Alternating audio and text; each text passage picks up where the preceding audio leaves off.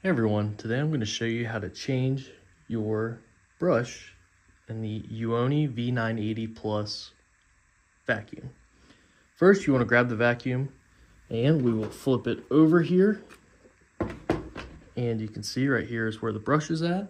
There's this little clip right here that you have to push into and then pull up. This will release this guard right here. You can pull that off.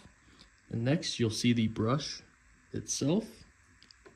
So there's a closed end and an open end. You want to grab it from the open end and then pull outward and it should come right out.